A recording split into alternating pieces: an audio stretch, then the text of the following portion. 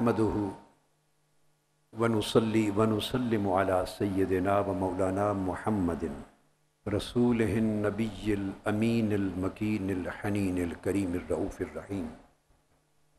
أما بعد، فأعوذ بالله من الشيطان الرجيم. بسم الله الرحمن الرحيم.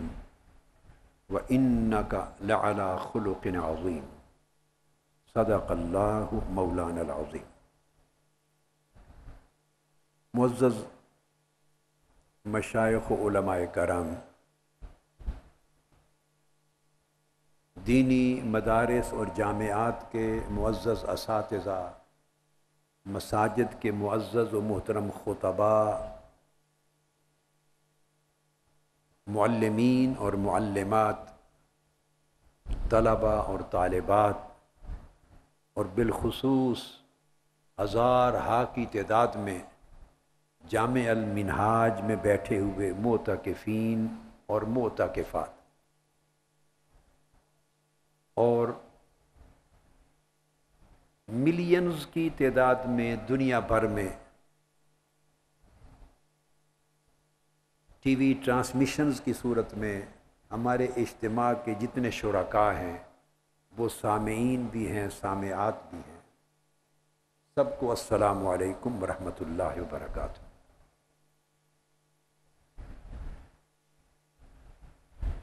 ایک چیز تحدیث نعمت کے لیے اور کچھ لوگوں کو مبارکباد دینے کے لیے کہنا چاہتا ہوں کہ آپ تو یہاں بیٹھے اس پروگرام کو اور اس خطاب کو سننے کے لیے دنیا کے 20 ممالک میں عدد تو صحیح طور پہ نہیں بتا سکتا، احتیاطاً میں نے 20 ممالک کا ذکر کر دیا. اللہ بہتر جانے ایسا اہتمام 50 ممالک میں ہوگا، 60 ممالک میں ہوگا، کم و بیش. اور پھر ان ممالک کے اندر کئی مراکز ہیں، وہاں بھی کثیر تعداد میں معتکف ہوتے ہیں، اور ٹی وی سکرینز کے ذریعے وہ بھی آپ کی 10 راتوں کی نشستوں میں شریک ہیں، وہ بھی ہمارے مخاطب ہیں. اور اسی طرح مجھے سردار شاکر مزاری صاحب جو نائب ناظم اعلیٰ ہیں ہمارے اس زون کے جنوبی پنجاب کے، انہوں نے لکھ کے یہ بتایا ہے کہ ملتان میں جو ہمارا مرکز ہے اس میں 170 مسنون اعتکاف میں بیٹھے ہیں معتکفین، تو وہ بھی شرکاء ہیں.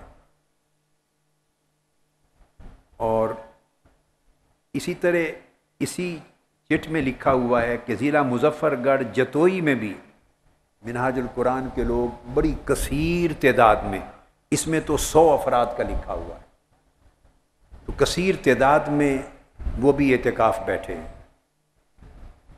عدد اگر کم و بیش ہو تو یہ اطلاع نامہ لکھ کے دینے والے نے جو دیا ہے میں اس کو بیان کر رہا ہوں.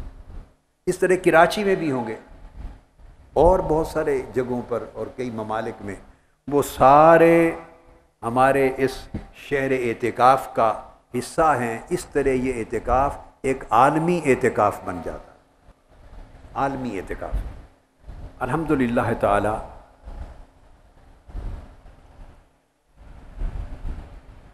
اس اعتکاف میں اس سال جیسا کہ میں نے آپ کو بتایا کہ ہماری 10 راتوں میں گفتگو کا عنوان اخلاق حسنہ رہے گا انشاءاللہ تعالی.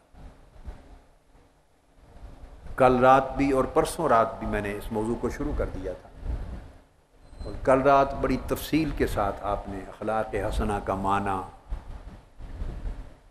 خلق کس طرح طبیعت سے بنتا ہے، اور پھر قرآن اور حدیث کی روشنی میں اور اس کی بہت ساری حکمتیں آپ کو سمجھائیں، اس کے معنی واضح کی.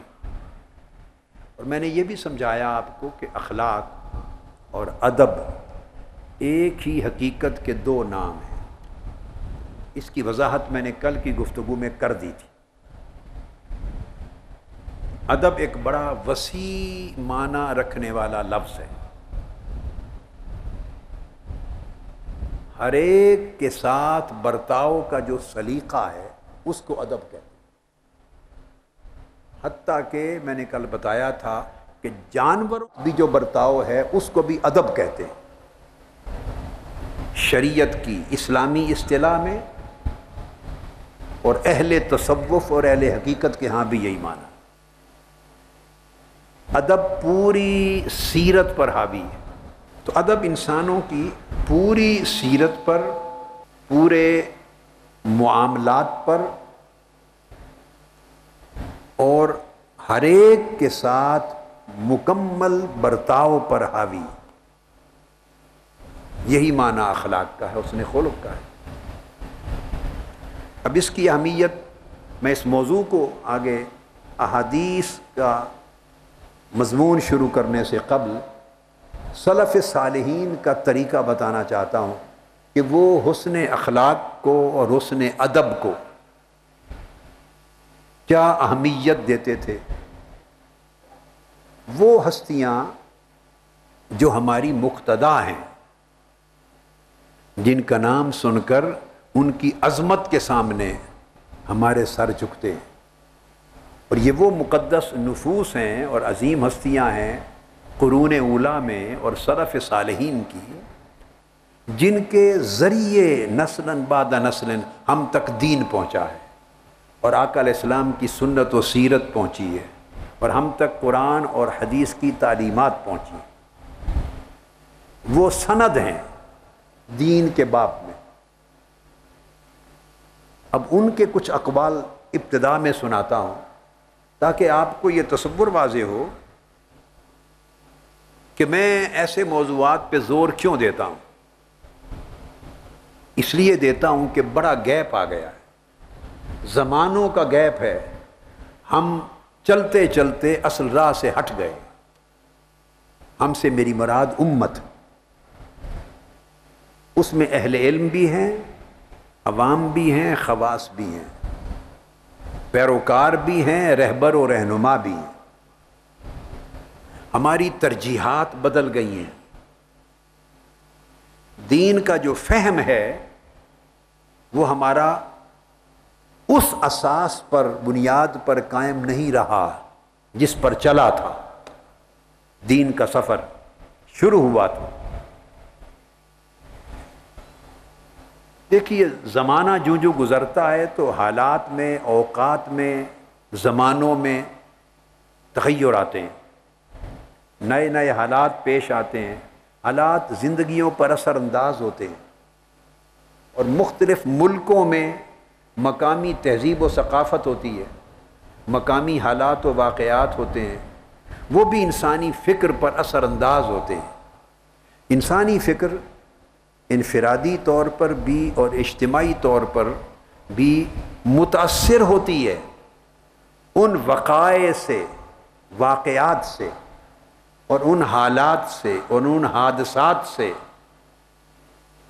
ان معروضی حقیقتوں سے متاثر ہوتی ہے انسانی فکر اور انسانی طبیعت۔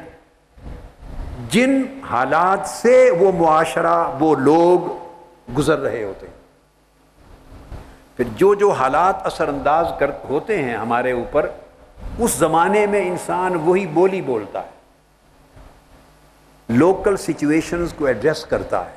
میں ایک فینومینن آپ کو سمجھا رہا ہوں کس طرح تبدیلی آتی۔ یہ 15 سالوں کی بات نہیں ہے، 15 صدیوں کی بات ہے۔ تجدید کیوں آقا علیہ السلام نے فرمایا کہ ہر 100 سال کے بعد میرے دین کی تجدید ہوگی؟ اگر یہ ایسے تغیرات نہ آئیں تو دین اسلام تو زندہ ہے قیامت تک، اس کی تجدید کی ضرورت کیوں پیش آئے؟ آقا علیہ السلام نے فرمایا نا، ان اللہ لیبعث علی رأس کل 100 سنۃ من یجدد لها دینہا۔ اللہ پاک نے فرمایا ہر صدی کے شروع میں میرے دین کی تجدید ہوگی، اور اس تجدید کا اثر اس پورے 100 سال تک پر حاوی ہوگا۔ اگلی صدی آئے گی، اس کے شروع میں یہ کام پھر اللہ کسی اور کو سونپ دے گا، پھر تجدید ہوگی میرے دین کی۔ انبیاء کی بعثت، انبیاء کا آنا بند کر دیا گیا آقا علیہ السلام کی بعثت کے بعد۔ اب آقا علیہ السلام کی امت کے اندر نبوت کے بدل کے طور پہ تجدید کے پروسیس کا اجرا کر دیا گیا۔ یہ تجدید کیوں ہوتی ہے؟ اس لیے کہ حالات کے ساتھ تبدیلیاں آ جاتی ہیں، افکار میں، اعمال میں، احوال میں، سوچوں میں، سوچ کے پیمانوں میں، فتووں میں۔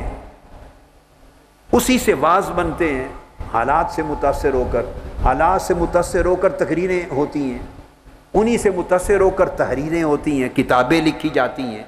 ایک معاشرہ چل رہا ہوتا ہے اور آپ اس معاشرے کے ساتھ ساتھ اس کو ایڈریس کر کے آگے بڑھ رہے ہوتے ہیں۔ علم بھی ان مراحل سے گزر رہا ہوتا ہے، وعظ اور تقریر بھی انہی مراحل سے گزر رہی ہوتی ہے، فکر اور تحقیق بھی انہی مراحل سے گزر رہی ہوتی ہے۔ اس لیے آپ مختلف صدیوں کو کھنگالیں تو کبھی آپ دیکھیں گے جس عالم کو اٹھائیں وہ قرآن کے مسئلے پر، خلق قرآن کہ مخلوق ہے یا غیر مخلوق، اس پر بولتا نظر آئے گا۔ کیوں؟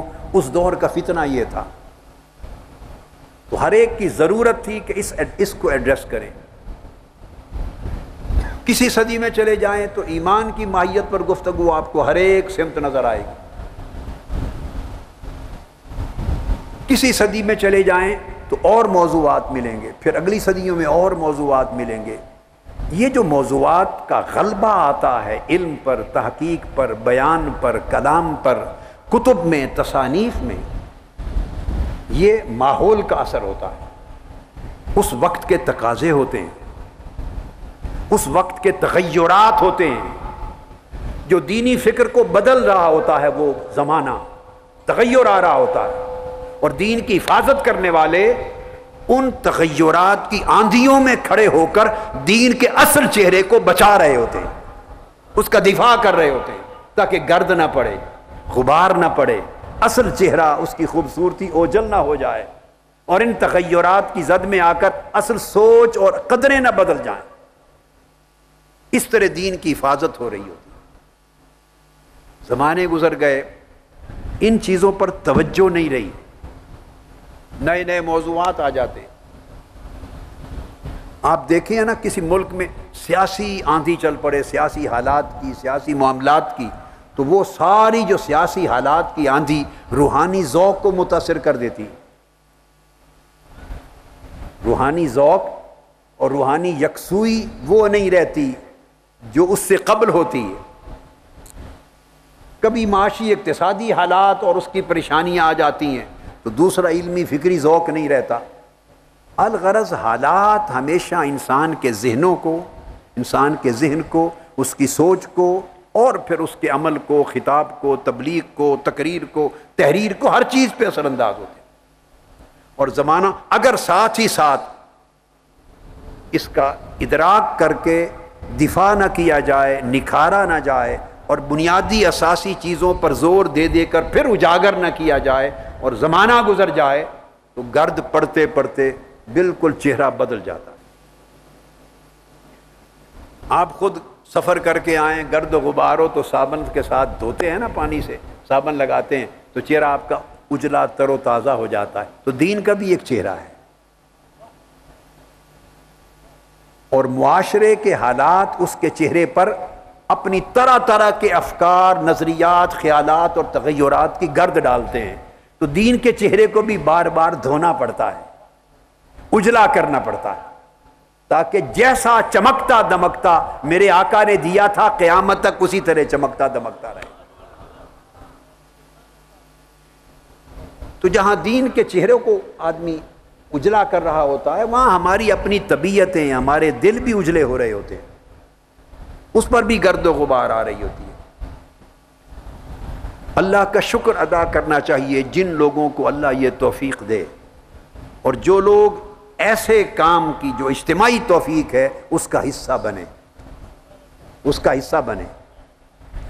یہ ہر رات سینکڑوں کی تعداد میں علماء کرام، محترم علامہ الحاج امداد اللہ خان صاحب اور علامہ آصف میر صاحب کی کاوشوں سے، اور تمام علماء اطراف و اکناف سے ہر رات آتے ہیں، خود اپنی مساجد میں نماز تراویح کا اہتمام کرتے ہیں، وہاں سے فارغ ہوتے ہیں اور فارغ ہو کر خدا جانے کس طرح اجلت کے ساتھ چلتے ہیں اور سحری کے قریب ختم کر کے واپس جاتے ہیں۔ یہ ان کا رمضان المبارک کی 10 راتوں کا ہر راز کا ایک اجہاد ہوتا ہے، مگر ان کو مبارک ہے کہ وہ ایک اتنی بڑی توفیق کا، اجتماعی توفیق کا، تجدید دین کے اتنے بڑے کام کا حصہ ہیں جو ایک تاریخ بن رہی ہے آپ کے ایک ایک قدم کے چلنے سے۔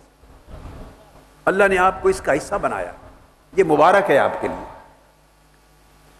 میں بھولا ہوا سبق ہے، پرانی صدیوں میں اس سبق میں بڑی گونج تھی، بھولا بسرا ہو گیا، سبق بھول گیا، طبیعتیں لوگوں کی بھول گئیں، علم جو ہے وہ ان سے ہٹ گئے، تو میں بھولا ہوا سبق یاد دلاتا ہوں، اور کوئی چیز میرے پاس نہیں ہے، میرے پاس کوئی نئی چیز نہیں ہے، میں کسی کام کا نہیں ہوں، کچھ نہیں ہوں، صرف اتنا کام ہے بھولا ہوا سبق یاد دلاتا ہوں۔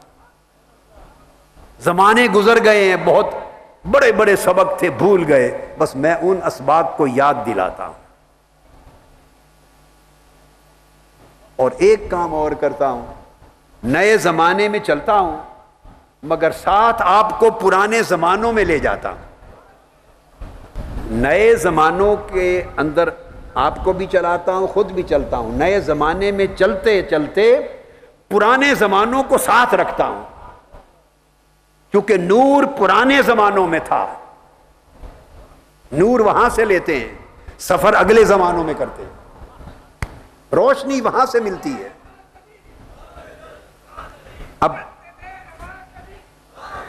اب جو بتانا چاہتا ہوں، امام ابن سیرین کا یہ قول، جس کو خطیب بغدادی نے اپنی کتاب الجامع لاخلاق الراوی میں روایت کیا۔ سامع اور راوی محدثین کے آداب کے اوپر کتاب ہے الجامع، تو امام ابن سیرین میں ان کا قول خطیب بغدادی نے نقل کیا، اور امام ابن سیرین محمد بن سیرین خود جلیل القدر تابعین میں سے ہیں، یہ بات بڑی اہم ہے، خود جلیل القدر تابعین میں سے ہیں، اور جلیل القدر تابعی امام ابن سیرین وہ فرماتے ہیں کہ جو سلف صالحین تھے، فرماتے ہیں جو ہم سے اگلے اچھے لوگ تھے۔ اب اس لفظ پہ ذرا غور کریں، ایک جلیل القدر تابعی اور تابعین کا امام جب کہتا ہے جو اگلے اچھے لوگ تھے، وہ اشارہ کن لوگوں کی طرف کر رہا ہے؟ بتائیں نا، کن لوگوں کی طرف اشارہ ہے؟ صحابہ کرام کی طرف۔ بھئی خود تابعی ہے اور کہتا ہے اگلے اچھے لوگوں کا کہنا یہ تھا، تو جب وہ بولتے ہیں اگلے اچھے لوگ یہ کہتے تھے، اس کا مطلب ہے یہ مسلک و مشرب صحابہ کرام کا تھا، اور جلیل القدر کل تابعین کا تھا، ان کو سلف صالحین کے لقب سے یاد کرتے ہیں۔ کانوا یتعلمون الہدی کما یتعلمون العلم، کہتے ہیں وہ ادب اور اخلاق کو، الہدی یہ لفظ اور الادب اور الخلق تینوں الفاظ ایک ہی معنی اور ایک ہی حقیقت کے آئینہ دار۔ فرماتے ہیں کہ ہم سے اگلے اچھے لوگ جس طرح علم سیکھتے تھے، اتنی ہی پیاس اور تگ و دو کے ساتھ ادب اور اخلاق سیکھتے تھے، اتنی ہی محنت سے، جیسے علم سیکھا جاتا ہے اتنی محنت سے ادب اور اخلاق کو سیکھتے تھے، اپنے اخلاق کو سنوارتے تھے۔ اور اب امام حسن البصری بیان کرتے، امام حسن البصری جلیل القدر تابعی ہیں، اور کب پیدا ہوئے؟ سیدنا فاروق اعظم رضی اللہ تعالیٰ عنہ کے عہد خلافت کو ابھی 2 سال باقی تھے، اس وقت پیدا ہوئے امام حسن البصری، مدینہ طیبہ کے نواح میں، یعنی سیدنا فاروق اعظم کے زمانہ خلافت کے ختم ہونے سے 2 سال پہلے پیدا ہوئے، اور آپ کی والدہ ماجدہ ام المومنین حضرت ام سلمہ رضی اللہ تعالیٰ عنہ کی خادمہ تھی، اور جب یہ پیدا ہو گئے تو بیت نبوت میں کام کرتی تھیں آقا علیہ السلام کے مبارک گھر میں، حضرت ام سلمہ رضی اللہ تعالیٰ عنہ کے ہاں، تو حضرت حسن بصری کو ساتھ لے جاتی، پگھوڑا ان کا حضور کے گھر میں رکھا جاتا تھا، پنگوڑا۔ تو یہ بیت نبوت میں پلے ہیں، یہ وہ تابعین میں سے ہیں۔ اب وہ فرماتے ہیں ان کان الرجل لیخرج فی ادب یکسبہ السنین ثم السنین، فرماتے ہیں کہ اگر کوئی شخص گھر سے نکلے اور صرف ادب اور اخلاق سیکھنے کے لیے نکلے، علم کی بات نہیں کی، تفسیر کا علم، حدیث کا علم، فقہ کا علم نہیں، فرمایا صرف حسن ادب، حسن سیرت، حسن اخلاق، حسن برتاؤ، لوگوں کے ساتھ برتاؤ کا ادب سیکھنے اور اخلاق سیکھنے کے لیے نکلے، تو فرمایا اگر سال ہا سال بھی اس کی زندگی کے بیت جائیں فقط ادب اور اخلاق سیکھنے میں، تو یہ ابھی کم ہے۔ بتانا چاہتے ہیں کہ اگر لوگوں پوری زندگی بھی اگر ادب اور اخلاق سیکھنے میں گزر جائے تو سمجھو ابھی یہ خسارے کا سودا نہیں۔ امام حبیب بن شہید البصری وہ بیان کرتے ہیں، اپنے بیٹے سے کہا انہوں نے کہ میرے بیٹے، بڑے علماء، یہ بھی اتباع التابعین میں سے، فرمایا بڑے علماء، صلحاء، اولیاء، فقہاء، ان کی صحبت میں بیٹھا کر، اللہ والوں کی بڑوں کی صحبت میں بیٹھا کر اور ان سے سیکھ، وتعلم منہم وخذ من ادبہم، ان سے صرف علم ہی نہ سیکھ، ان سے ادب اور اخلاق بھی سیکھ۔ فإن ذلك أحب إلي من كثير من الحدیث، اگر تم سفر کر کر کے بہت ساری احادیث کا علم جمع کر کے آ جاؤ تو اس سے زیادہ محبوب ہے مجھے کہ اخلاق سنوار کے آ جاؤ، تمہاری سیرت سنور جائے، تمہیں حسن ادب آ جائے، تمہارے اندر حسن اخلاق آ جائے، یہ بڑا کثیر علم جمع کرنے سے زیادہ قیمتی۔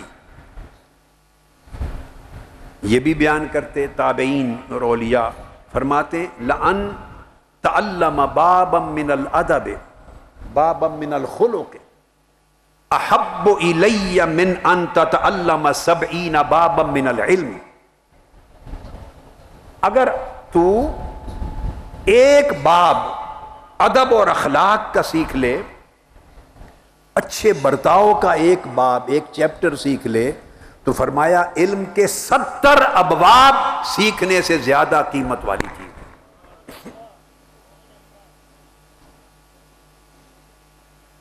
پھر امام مخلد بن حسین انہوں نے فرمایا حضرت عبداللہ بن مبارک سے، کہا نحن الى کثیر من الادب احوج منا الى کثیر من الحدیث، وہ دور حدیث کے علم کا تھا، فرمایا کہ ہمیں کثرت کے ساتھ حدیث کا علم، عام علم نہیں ہے، حدیث نبوی کا علم، فرمایا علم جمع کرنے سے زیادہ ہم محتاج ہیں ادب اور اخلاق سیکھنے کے۔ اگر ادب آ جائے تو علم کہاں رکھنا ہے کہاں نہیں رکھنا، علم کو کیسے استعمال کرنا ہے، وہ پھر اس کی ہمیں سمجھ آ جائے گی۔ یاد رکھ لیں، علم ہے جاننا، علم ہے، اور علم کا استعمال یہ ادب اور اخلاق۔ اگر آپ کے پاس ہتھیار کسی نے دے دیا، بندوق دے دی، کسی نے آپ کے ہاتھ میں بندوق تھما دی، یہ آپ کے پاس سمجھو اس کی مثال یہ ہے کہ علم آ گیا، علم آ گیا، اب آپ کو بندوق چلانا ہی نہیں آتی تو آپ چومتے پھریں، اس کو چاٹتے پھریں، کیا کریں گے؟ یعنی آپ کو چلانا ہی نہیں آتی تو اس کا کوئی فائدہ ہوا؟ بولیے۔ استعمال علم کو اخلاق اور ادب کہتے ہیں، کہ جو علم حاصل ہوا قرآن سے اس کو استعمال کیسے کرنا ہے، جو علم حاصل ہوا حدیث نبوی سے اس کو زندگی میں، بولیے، استعمال کیسے کرنا ہے، اس علم کے استعمال کرنے کا سلیقہ آ جائے تو اس کو ادب اور اخلاق کہتے ہیں۔ امام شافعی رضی اللہ تعالیٰ عنہ نے فرمایا، کسی طالب علم نے پوچھا امام شافعی سے کہ آپ فرمائیے کیف شہوتک للادب، جب میں ادب کا لفظ پڑھتا ہوں تو ذہن میں رکھ لیں ادب سے مراد خلق اور حسن سیرت، ادب سیرت ہے، ادب اخلاق ہے، ادب زندگی ہے، یہ ادب کا معنی۔ پوچھا امام شافعی سے کہ آپ حسن خلق اور حسن ادب سیکھنے کی آرزو اور خواہش کتنی رکھتے ہیں، کتنی رکھتے ہیں؟ آپ نے فرمایا اس امر سے اندازہ کر لو کہ اگر میں ایک حرف ادب اور اخلاق کا سنتا ہوں، ایک حرف، تو میں تڑپ اٹھتا ہوں، میری آرزو ہوتی ہے کاش سر سے پاؤں تک میرے جسم کے ہر عضو کو کان مل جائیں اور جسم کا ہر عضو ادب اور اخلاق کا سبق سنیں۔ پھر امام شافعی سے پوچھا کیف طلبک لہ، آپ کی طلب کیسی ہے اخلاق اور ادب سیکھنے میں؟ فرمایا اس طرح کی طلب ہے جیسے ایک ماں ہو، اس کا ایک اکلوتا بیٹا ہو اور وہ گم ہو جائے، تو اکلوتا بیٹا گم ہو جائے تو جس طرح ماں گم شدہ بیٹے کے لیے تڑپتی ہے، میں اس طرح جا بجا جہاں جاتا ہوں بڑوں سے ادب اور اخلاق سیکھنے کے لیے تڑپتا ہوں۔ یہ امام شافعی نے فرمایا حسن ادب اور حسن اخلاق سیکھنے کے لیے اس طرح تڑپتا ہوں جیسے ماں گم شدہ اکلوتے بیٹے کی تلاش میں تڑپتی۔ حضرت امام ابو علی الدقاق انہوں نے بڑی خوبصورت بات کی، بڑی خوبصورت بات کی۔ وہ فرماتے ہیں یاسل العبد بعبادتہ الی الجنہ، بندہ اپنی عبادت کے ذریعے جنت تک جا سکتا ہے، بندہ عبادت کے ذریعے جنت تک جا سکتا ہے، خدا تک نہیں جا سکتا۔ پوچھا خدا تک کیسے جائے گا؟ فرمایا ادب اور خلق کے ذریعے جائے گا۔ عبادت جنت تک بندے کو پہنچا سکتی ہے مگر خدا کی بارگاہ میں نہیں پہنچا سکتی۔ خدا کی بارگاہ میں پہنچنا ہو تو ادب اور اخلاق درست کرو۔ ادب اور اخلاق حضرت الہیہ میں پہنچاتے ہیں۔ پھر امام شافعی فرماتے ہیں، خود امام شافعی فرماتے ہیں فقال علی الامام مالک، امام شافعی امام مالک کے شاگرد ہیں، فرماتے ہیں مجھے میرے استاد امام مالک نے فرمایا یا محمد، امام شافعی کا نام ہے محمد بن ادریس، فرمایا محمد اجعل علمک ملحا وادبک دقیقا، علم اور ادب، علم اور اخلاق، علم اور ادب، علم اور اخلاق، فرمایا امام مالک نے اے شافعی ان کا جوڑ اس طرح آپس میں کر کہ علم نمک کے برابر ہو اور ادب اور اخلاق آٹے کے برابر ہو، تب کام دیتا ہے علم۔ آٹے کے برابر ادب اور اخلاق ہو اور اس میں علم نمک جتنا ڈالا جائے تو علم نافع ہو جاتا ہے، فائدہ دیتا ہے۔ اور ہم نے تو ادب اور اخلاق کو جگہ ہی نہیں دی ہے زندگی میں۔ اب تو اس دور میں علم کو بھی جگہ نہیں ملی، علم کی بھی جگہ نہیں رہی، ادب اور اخلاق کی بات تو پھر اس کے بعد ہے۔ مگر ایک بات ضرور ہے، علم کتاب کے بغیر نہیں آتا، علم کتاب کے بغیر نہیں آتا۔ ادب اور اخلاق، اخلاق اور ادب والوں کو صرف دیکھنے سے بھی آ جاتا، یہ بڑا سستا ہے۔ ادب اور اخلاق آسانی سے آتا ہے، اس میں سال ہر سال کی مشقتیں نہیں، کسی کی صحبت میں بیٹھنے سے ادب آ جاتا ہے، کسی کی صحبت اور مجلس میں بیٹھنے سے اخلاق آ جاتا ہے۔ علم کے لیے بڑے فن پڑھنے پڑتے ہیں، بڑی کتابیں کھنگالنی پڑتی ہیں، تو جو چیز رب کی بارگاہ میں پہنچاتی ہے اس کا حصول آسان کر دیا ہے، بشرطے کہ دھیان ٹھیک ہو، بندے کی سمجھ میں ہو کہ میں کس لیے آیا ہوں، میں کس لیے مجلس میں بیٹھا ہوں، میں نے سیکھنا کیا ہے، حاصل کیا کرنا ہے۔ آبجیکٹو کلیئر ہونا چاہیے، آبجیکٹو کلیئر ہونا چاہیے۔ اگر آپ کا مقصود ہی کلیئر نہیں اور آپ کنفیوزڈ ہیں، آپ کو پتہ ہی نہیں کہ کیا لینے آیا ہوں، آپ کسی دربار میں جائیں اور بادشاہ پوچھے کیا لینا ہے، تو آپ سوچنے لگے میں سوچتا ہوں کیا لینا ہے، میں بھی سوچ کے نہیں آیا. وہ بادشاہ کہے گا پھر آئے کس لیے ہو؟ ہم سارے لوگوں کا یہ حال ہے، ہم جہاں بھی جاتے ہیں چلے جاتے ہیں، یہ پتہ نہیں کہ لینے کیا گئے ہیں، کیا لینے گئے. اب ادب اور اخلاق، حضرت با یزید بستامی رضی اللہ تعالیٰ عنہ، میں بتاتا ہوں ایک ایک جملے میں کس طرح ادب ملتا ہے، یہ سیکھیں. اللہ رب العزت نے روحانی طور پر عالم کشف نے ان سے فرمایا اے با یزید ماذا ترید، اے با یزید مجھے بتا کیا چاہتا ہے تاکہ تمہیں دوں، کیا چاہتا ہے تمہیں دوں. یہ ادب اور اخلاق ہے.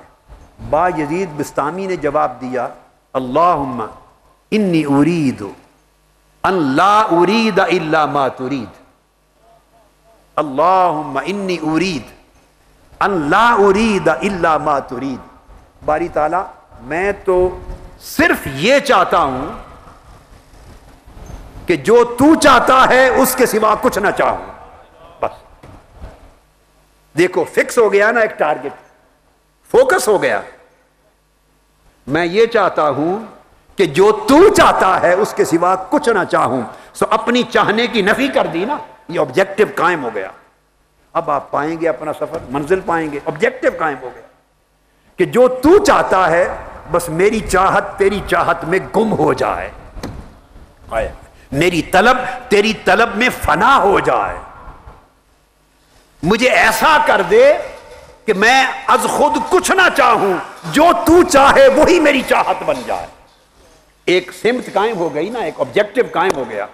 تو اس طرح آبجیکٹو قائم کرتے ہیں. آبجیکٹو جب قائم ہوتا ہے تو سفر چل پڑتا ہے.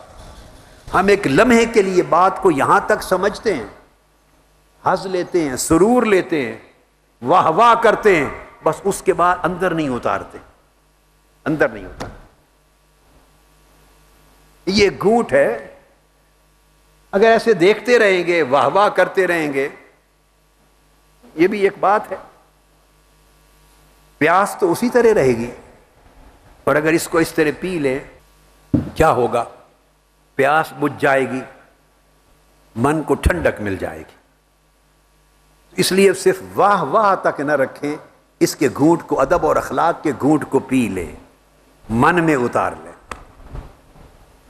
یہ نفع دے گا، سیراب کرے گا آپ کو. پھر حضرت عبد الرحمن بن قاسم، یہ بھی امام مالک کے شاگرد اور امام شافعی کے استاد بھائی ہیں. وہ فرماتے ہیں صحبت مالکن 20 سنہ فکان منہا 18 سنتن فی تعلیم الادب. فرماتے ہیں میں 20 سال امام مالک کی خدمت میں رہ کے پڑھا. حضرت عبد الرحمن بن قاسم فرماتے ہیں 20 سال امام مالک کی صحبت میں رہا ہوں اور آپ سے پڑھا ہے. پوچھا کیا پڑھا؟ کہتے ہیں کہ 20 سالوں میں 18 سنتن فی تعلیم الادب، 20 سالوں میں 18 سال صرف ادب اور اخلاق پڑھا. 18 سال صرف ادب اور اخلاق پڑھا. وسنتان فی تعلیم العلم، اور آخری 2 سال علم کے حاصل کرنے میں صرف کیے. اب پچھتاوا لگتا ہے اس عمر میں، اور وہ یہ فلیتنی جعلت ال20 کلھا ادبا. اب پچھتاوا لگتا ہے کاش وہ آخری 2 سال بھی ادب اور اخلاق سیکھنے پہ لگائے ہوتے. ایک بات یاد رکھ لیں، ادب اور اخلاق اگر آ جائے تو علم کا چشمہ کھل جاتا ہے. علم کا چشمہ کھل جاتا ہے. اور اگر ادب اور اخلاق کا دروازہ بند ہو تو علم جتنا پڑھ لیں اسے ادب کا دروازہ نہیں کھلتا، اخلاق کا دروازہ نہیں کھلتا. حضرت ذوالنون مصری رضی اللہ تعالیٰ عنہ فرماتے ہیں من ترخص الادب راجع من حیث جاء. فرمایا جس شخص نے ادب کو نظر انداز کر دیا، ادب میں رخصت اختیار کر لی، ادب اور اخلاق میں رخصت اختیار کی، نظر انداز کر دیا، فرمایا اسے دھکے دے کے پلٹا دیا جاتا ہے، کہا جاتا ہے جاؤ جہاں سے آئے تھے وہیں چلے جاؤ۔ لہذا ادب اور اخلاق یہ دین کی روح ہے۔ میری عربی میں 5 کتابیں چھپ رہی ہیں تصوف میں، عربی میں میں نے پچھلے 5-7 سالوں میں لکھتا رہا ہوں 5 کتابیں عربی میں تصوف میں صرف۔ ان میں ایک کتاب ہے الرقائق والحقائق۔ کیا نام ہے؟ الرقائق والحقائق۔ یہ اس کا مقدمہ لکھا ہے، اس کے اندر میں نے کچھ اقوال جمع کیے ہیں جو آپ کو سنائے اپنی کتاب کے مقدمہ میں سے۔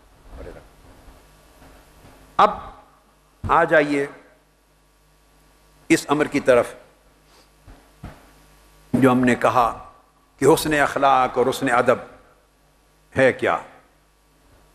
اولیاء سے، عارفین سے جب پوچھا جاتا کہ حسن خلق کی تعریف کریں تو آپ یہ بات ذہن میں رکھ لیں، کوئی کتاب اٹھائیں گے کبھی الخلق لکھا ہوگا، کبھی الادب لکھا ہوگا، معنی ایک، مضمون نیچے ایک ہی ہوگا،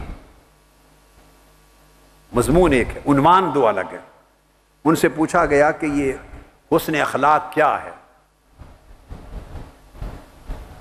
یا حسن ادب مخلوق کے ساتھ اچھا برتاؤ کیا ہے، تو اولیاء نے جو تعریفیں دی چند ایک میں آپ کو وہ سمجھاتا ہوں۔ ایک انہوں نے فرمایا حسن اخلاق یہ ہے کہ مخلوق کی جفا کو، اپنے دوستوں، اپنے کولیگز، دوسرے ساتھیوں کی جفا کو، رشتہ دار جو بھی سوسائٹی میں جن کے ساتھ آپ کا پالا پڑتا ہے، ان کی جفا کو بغیر ماتھے پہ شکن لائے قبول کر لینا حسن خلق ہے۔ واہ واہ واہ۔ فرمایا قبول و جفا الخلق بلا قلق، مخلوق کی جفا کو قبول کرنا ایسا کہ دل میں کوئی قلق اور اضطراب نہ ہو۔ ہمارا جھگڑا ہی کیا رہتا ہے پوری زندگی کہ اس نے میرے ساتھ ایسا کیا، بس یہاں سے سٹوری شروع ہوتی ہے، اس نے مجھے یہ کہا۔ اب حسن اخلاق کا مضمون بھی یہیں سے شروع ہوتا ہے، اس نے یہ کہا تجھے، اس نے تجھے برا کہا، اس نے تیرے ساتھ برا کیا، بات مشترک ہو گئی نا۔ ہمارا پرابلم یہ ہے کہ اس نے میرے ساتھ یہ کیا، اور حسن اخلاق کی، خلق کی تعریف بھی یہیں سے شروع ہوتی ہے کہ آپ کے اس دوست نے، اس کلیگ نے یہ کہا، اس نے زیادتی کی، اس نے یہ کیا۔ اب اس کے بعد آگے رستے جدا ہو جاتے ہیں۔ ہم کہتے ہیں ایسے کی تیسی، اس نے یہ کہا، میں اب اس کو کیسے برداشت کر لوں، میں اس کو سبق سکھاؤں گا۔ اب اس کے درجے ہیں رد عمل کے، بہت نرمی بھی کریں تو دل میں اس کے لیے کینہ آ جاتا ہے، زبان سے کچھ نہ کہیں، گالی کا جواب گالی سے نہ دیں، برائی کا جواب برائی سے نہ دیں، انتقام نہ لیں، اس کے ساتھ جھگڑا نہ کریں، بہت بھلائی بھی کریں تب بھی زبان چپ رہ جائے گی تو دل میں کینہ آ جائے گا، دل اس کے لیے ہمیشہ بوجھل رہے گا، دل اس کے لیے کھلا نہیں رہے گا، وہ جو اس نے زیادتی کی تھی۔ اب خلق کی تعریف یہ ہے کہ دوسرے کی زیادتی ایسے برداشت ہو، اور ایسے برداشت بھی نہیں، قبول ہو، ایسے قبول ہو کہ دل میں کھٹک بھی نہ لگے، دل کو بوجھ بھی نہ لگے، دل پر ملال بھی نہ آئے، تو بغیر ملال کے دوسرے کی زیادتی اگر قبول کر لے طبیعت تو مبارک ہو، آپ کو حسن خلق نصیب ہو گیا، زندگی کے سارے جھگڑے ختم ہو گئے۔ اولیاء کرام نے یہ بھی فرمایا، یعنی جفائے خلق سے، یاد رکھ لیں، جفائے خلق سے آپ کا نفس متاثر نہ ہو، یہ حسن خلق ہے۔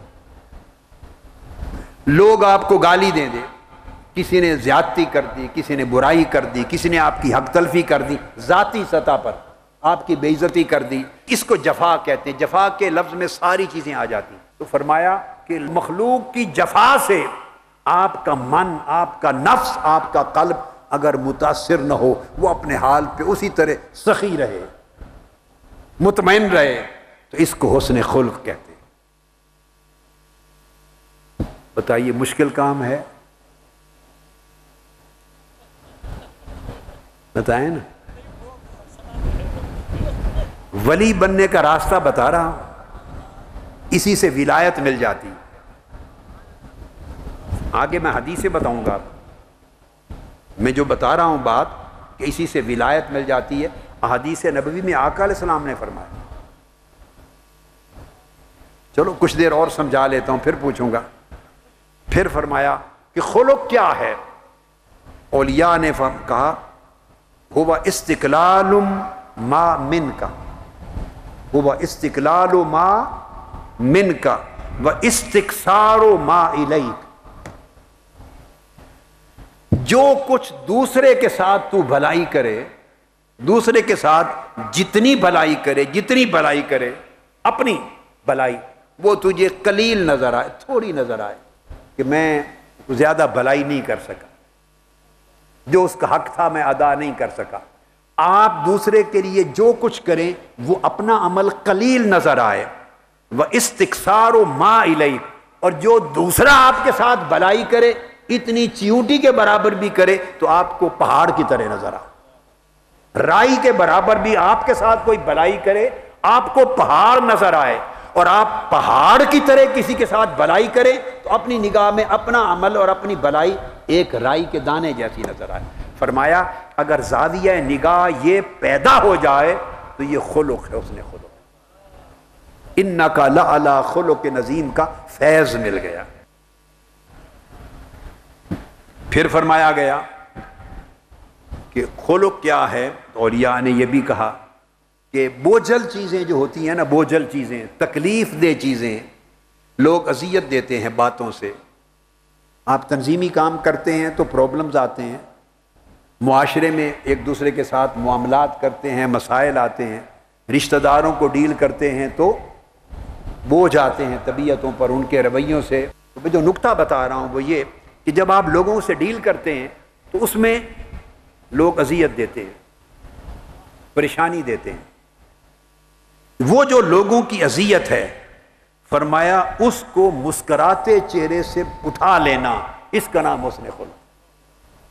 لوگوں کی تکلیف، لوگوں کی اذیت، لوگوں کی پہنچائی ہوئی پریشانی آپ مسکراتے چہرے اور حشاش بشاش طبیعت کے ساتھ برداشت کر لیں، حشاش بشاش طبیعت کے ساتھ، اس کا نام الخلق ہے۔ اور ایک پوچھا گیا کہ خلق یہ ہے کہ کسی کو تکلیف دی نہ جائے اور اٹھائی جائے، یہ خلق، یعنی آپ سے کسی کو تکلیف نہ پہنچے، دوسروں سے جتنی پہنچتی ہے مسکرا کے لیتے رہیں۔ اگر طبیعت اتنی فراخ ہو جائے اور طبیعت میں اتنی وسعت آ جائے اور اتنا حلم اور بردباری آ جائے تو سمجھے اللہ نے انک لعلی خلق نظیم کا فیض آپ کو دے دیا، اس کا حصہ دے دیا آپ کو، آقا علیہ السلام، یہ خلق عظیم کا۔ کیونکہ آقا علیہ السلام نے پھر فرمایا کہ مومنوں میں افضل المؤمنین ایمانا احسنہم خلقا۔ آقا علیہ السلام نے فرمایا کہ مومنوں میں ایمان سب سے افضل اور اعلیٰ اس شخص کا ہے، اخلاق جس کا سب سے بہتر ہے۔ اور حضور علیہ الصلوۃ والسلام نے فرمایا، یہ بھی صحیح جامع ترمذی میں حدیث، آقا علیہ السلام نے فرمایا خصلتان لا تجتمعان فی مؤمن البخل وسوء الخلق۔ فرمایا دو خصلتیں ایسی ہیں کہ مومن کے دل میں جمع نہیں ہو سکتی۔ مومن، آقا علیہ السلام نے فرمایا کہ مومن کے دل میں دو خصلتیں جمع، بولیے، نہیں ہو سکتی۔ کون سی؟ ایک مومن کنجوس نہیں ہو سکتا، ایک مومن بد اخلاق نہیں ہو سکتا۔ بخل اور سوء خلق مومن کے دل میں جمع نہیں ہو سکتے۔ اب آپ دیکھیے ایمان کا مفہوم کیا ہے۔ ہم نے ان ساری چیزوں کو صرف عقیدے اور لفظوں تک اور زبانی لفظی تصدیقوں تک بند کر کے رکھ دیا۔ آقا علیہ السلام نے فرمایا نہیں، مومن پوچھتے ہو تو مومن وہ ہوگا جو بخیل نہیں، مومن کنجوس نہیں ہوگا۔ جسے کنجوس دیکھو اس کے مال میں کمی نہیں، اس کے ایمان میں کمی ہے۔ سخاوت اور کنجوسی مال سے نہیں ہے، سخاوت اور کنجوسی دل کے حال سے ہے۔ مال زیادہ ہو یا کم ہو، مال انباروں کی طرح ہوتا ہے، مگر دل سخی نہ ہو تو بندہ کسی کو کچھ دے نہیں سکتا۔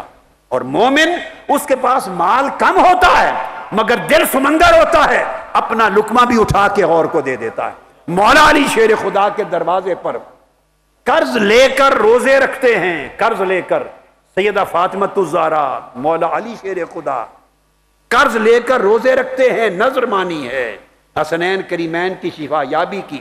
افطار کا وقت آتا ہے، ایک دن ایک یتیم آتا ہے، خود پانی سے افطار کرتے ہیں، کھانا اٹھا کے اس کو دے دیتے ہیں۔ دوسرے دن مسکین آتا ہے، خود افطار پانی سے کر لیتے ہیں، اس کو اپنا افطار دے دیتے ہیں۔ تیسرے دن ایک قیدی آتا ہے، اور جب لفظ قیدی بول رہا ہوں یہ بھی نقطہ سمجھا دوں، مدینہ کا واقعہ ہے تو مسلمان تو قیدی ہو نہیں سکتا تھا۔ قیدی کون تھے؟ وہ جو غزوہ بدر میں قیدی ہو کے آئے تھے۔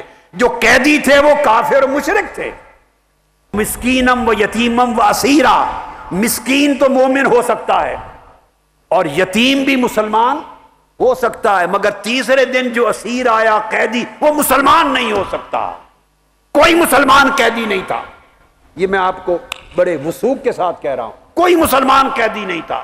تو جب تیسرے دن قرآن کہتا ہے قیدی آیا، وہ قیدی کون تھا؟ وہ غزوہ بدر کے جو قیدی آئے تھے۔ کافر و مشرک سوال کرتا ہے، پانی سے افطار کر کے روٹی اٹھا کے اسے دے دیتے ہیں۔ تو لوگوں، سخاوت یہ مال میں نہیں ہے، سخاوت دلوں کے حال میں ہے۔ دل سخی ہو تو غریب بھی بڑا غریب پرور ہے، اور دل کنجوس ہو تو مال و دولت کے انبار لگے ہوں تو کوئی کسی کا کچھ نہیں کرتا۔ تو دل کا حال بدلنا ہے، نفوس کو سخی کرنا ہے۔ اس لیے فرمایا مومن کنجوس نہیں ہو سکتا اور مومن بد خلق نہیں ہو سکتا، بد زبان نہیں ہو سکتا، بد اخلاق نہیں ہو سکتا۔ اور حضرت ذوالنون مصری نے ایک اور بات بڑی پیاری کہی۔ حضرت ذوالنون مصری کا نام تو سنتے ہیں نا؟ انہوں نے کہا اکثر الناس ہمن اسوأہم خلقا، جن لوگوں کو اپنی فکر بہت پڑی رہتی ہے نا، ہر وقت 24 گھنٹے اپنے مسائل کے گرداب میں جو لوگ پھنسے ہوئے ہوں، میرا یہ ہو گیا، میرا یہ نہیں ہوا، میرا یہ مسئلہ، میری یہ پریشانی، میرے گھر کا یہ مسئلہ، میرے بچوں کا یہ مسئلہ، میری صحت خراب ہے، میری بیوی بیمار، میرے کاروبار میں جس کو 24 گھنٹے حضرت ذوالنون مصری فرماتے ہیں جس کو اپنے غم زیادہ ہوں وہ شخص کبھی اچھے اخلاق والا نہیں ہوگا۔ جو 24 گھنٹے اپنے غموں میں اور اپنے فکروں میں پڑا رہے وہ دوسرے کا فکر نہیں کر سکتا۔ تو اولیاء سے پوچھا کہ دوسرے کا فکر کون کرے گا؟ فرمایا جو اپنی ذات کی نفع نقصان سے بے فکر ہو جائے گا۔ دوسرے کا فکر کون کرے گا؟ فرمایا جسے اپنا فکر نہ رہے، جسے اپنا غم نہ رہے وہ پھر دوسرے کے غم کا سوچتا ہے، اس کو دوسرے کا فکر نظر آتا ہے۔ اگر آپ اپنے فکروں میں پڑے رہیں تو اندھے ہو جاتے ہیں، دوسرے کے فکر اور غم نظر ہی نہیں آتے۔ فرمایا جو لوگ ہر وقت اپنے غم و اندو میں اور اپنے دندوں میں اور اپنی پریشانیوں میں 24 گھنٹے الجھا رہے، اس کا ذہن کسی اور کے غم اور کسی اور کی بلائی کے سوچنے کے قابل ہی نہیں رہتا۔ ایک تعریف اور کی گئی، اولیاء کرام نے کہا، کسی پوچھا حسن خلق کی تعریف کہ انہوں نے کہا عملی تعریف بتاتے ہیں، عملی اولیاء نے بتایا۔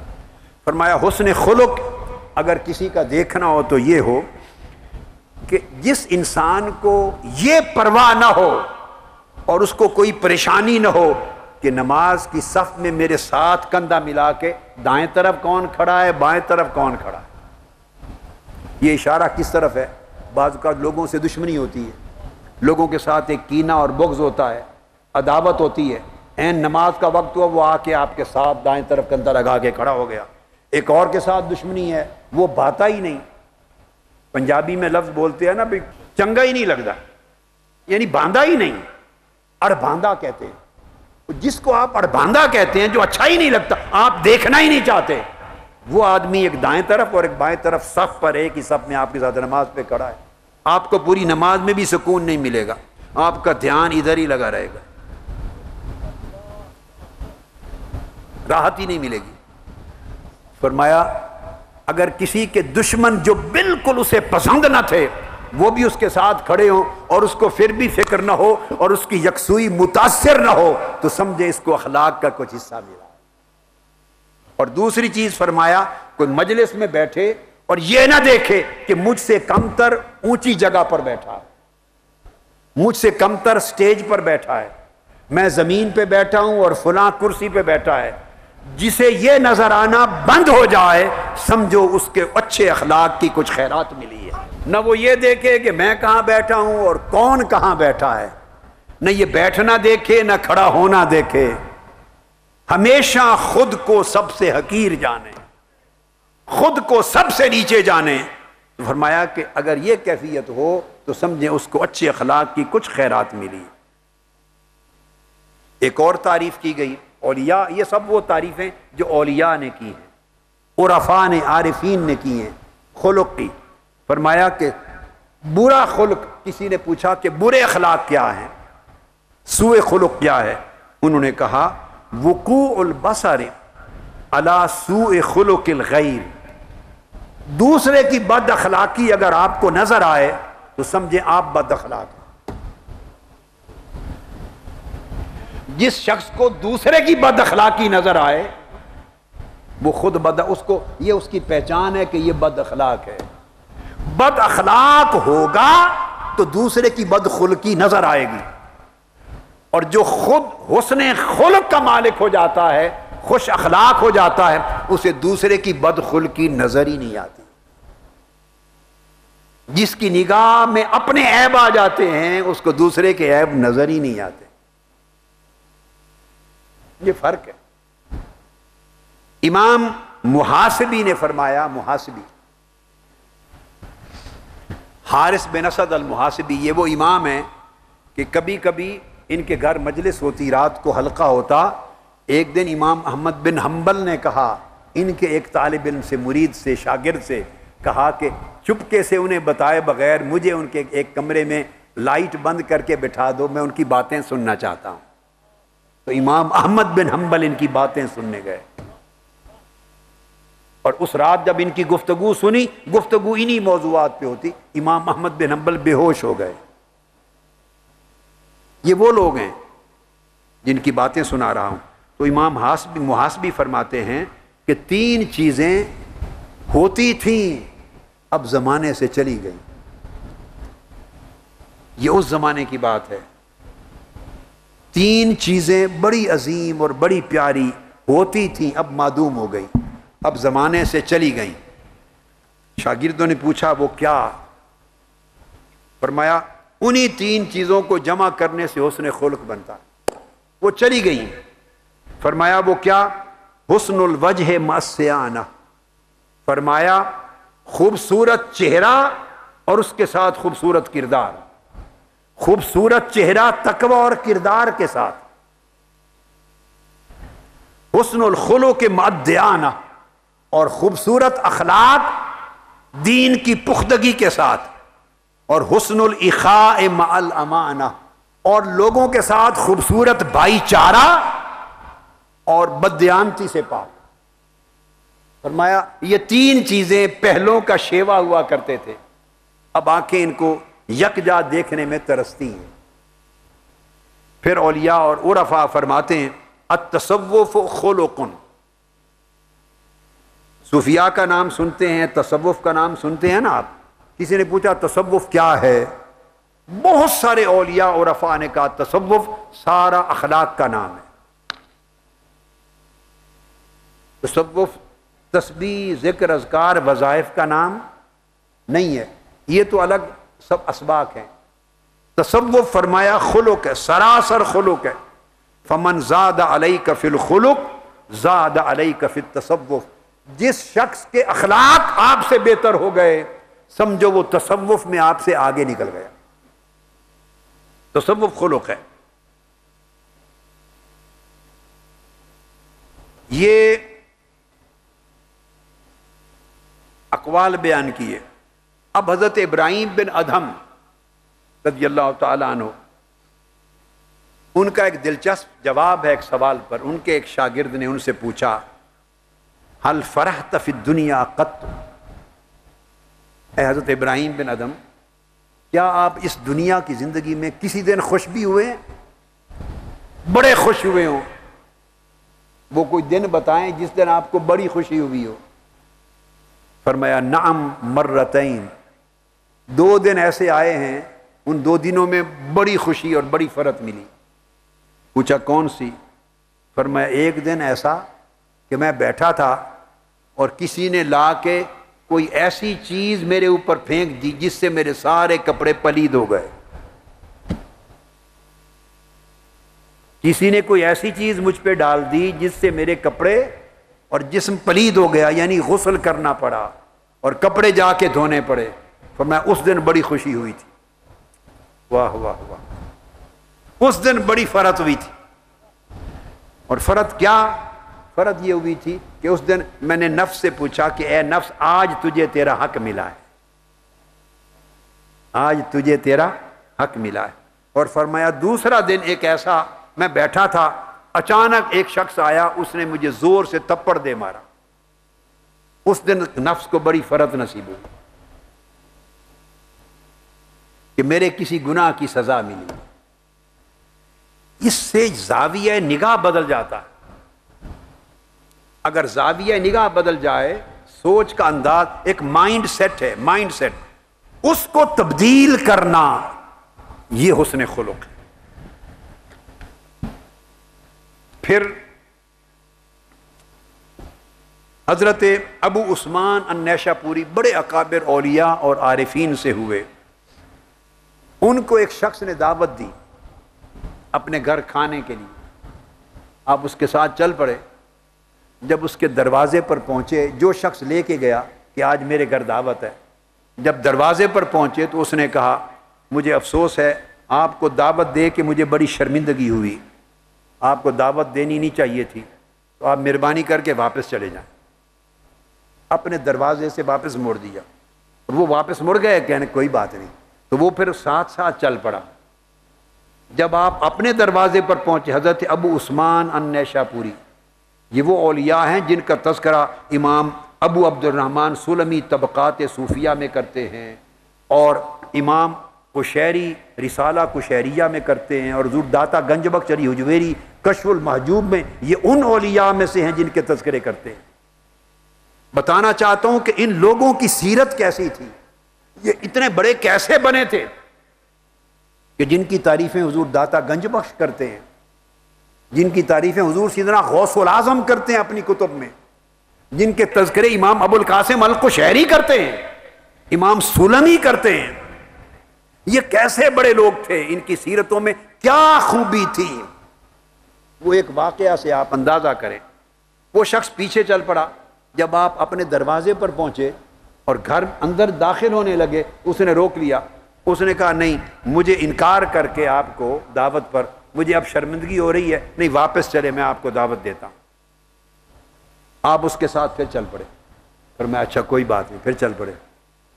چلتے چلتے جب اس کے دروازے پر پہنچ کے اس نے پھر کہا کہ سوری، میں آپ کو کھانا نہیں کھلا سکتا، آپ چلے جائیں. آپ پھر واپس چل پڑے. وہ پیچھے چلا. جب اپنے دروازے پر پہنچے تو اس کو جا کے ان کو پھر روک لیا، کہا کہ نہیں، مجھے شرمندگی محسوس ہو رہی ہے، پھر چلیں، اب میں نے ارادہ بدل لیا، آپ کو کھانا کھلاتا. اس طرح 4-5 مرتبہ ان کو اپنے دروازے اور ان کے دروازے کے چکر لگائے پوری گلیوں میں. اور جب 5 مرتبہ آپ ایسا کر چکے اور آپ کے چہرے پر ملال نہیں آیا، تو اس وقت اس شخص نے کہا مجھے آپ معاف کر دیں، میں نے سارا اس لیے کیا کہ آپ کے اخلاق کو جانوں. یہ آپ دیکھیے پہلے زمانوں میں کیا معیار تھے. میں نے چونکہ آپ کی ولایت کا بڑا تذکرہ سنا تھا، آپ کی معرفت کا، ولایت کا، آپ کی کرامات سنی تھی، تو مجھے موقع نہیں ملا آپ کو پرکھنے کا، دیکھنے کا. میں نے کہا آج آپ کی ولایت کو پرکھتے ہیں، آپ کے اخلاق کو پرکھتے ہیں. تو میں نے آپ کا اخلاق دیکھنا چاہا اور مبارک ہو آپ کو بڑے عظیم اخلاق والا پایا، بڑے عظیم حسین اخلاق والا پایا۔ تو آپ ہنس پڑے۔ فرمایا بیٹے یہ کون سا اخلاق آپ نے دیکھ لیا جس پر تعریف کر رہے ہیں؟ یہ جو کام میں نے کیا 5 مرتبہ یہ تو کتے ہر روز کرتے ہیں، یہ تو کتے کرتے ہیں۔ آپ کسی بھی کتے کو روٹی دکھائیں وہ آپ کے پاس آ جائے گا، بھگا دیں بھاگ جائے گا، پھر اس کو روٹی دکھا دیں پھر آ جائے گا، 5 کیا 10 مرتبہ اس کو روٹی دکھائیں آ جائے گا، بھگا دیں بھاگ جائے گا۔ یہ اخلاق تو کتوں کا ہوتا ہے، میں نے کون سی بڑی بات کر لی۔ واہ واہ واہ۔ یہ تھے اکابر اولیاء اور سلف صالحین، یہ ان کی ولایت کا راز تھا، ان کی بزرگی کا راز تھا، ان کی کرامت کا راز تھا۔ حضرت جعفر بن حنظلہ ایک بزرگ ہوئے، جلیل القدر اکابر میں سے جعفر بن حنظلہ۔ وہ سفر پہ جا رہے تھے تو ایک فقیر ان کو ملا، وہ بیمار تھا، اس کو بخار تھا، تڑپ رہا تھا، پریشان تھا۔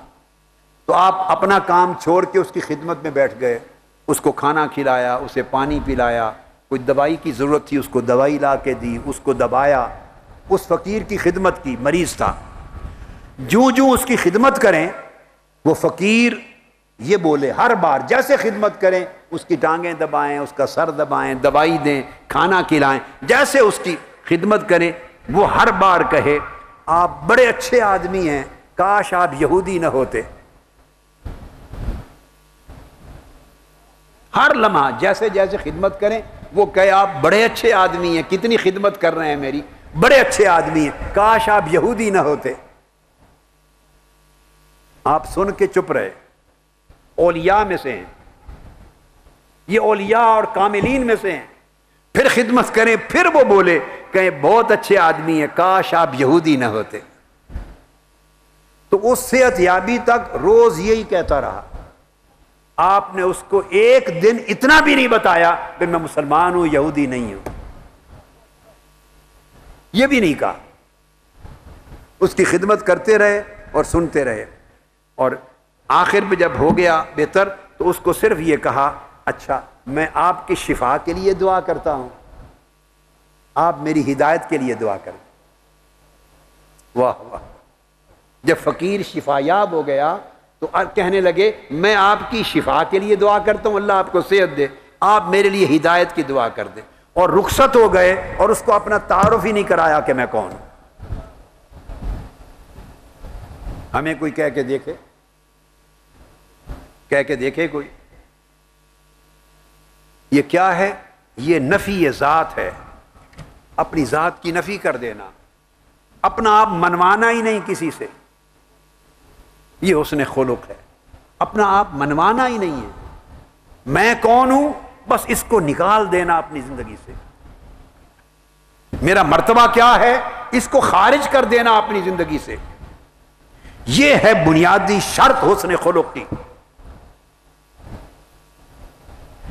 اپنی ذات کے لیے بھی زاویہ نگاہ بدل جاتا ہے، اور دوسروں کے ساتھ جو رشتہ ہے، تعلق ہے، بیہیویئر ہے، اس میں بھی زاویہ نگاہ بدل جاتا ہے۔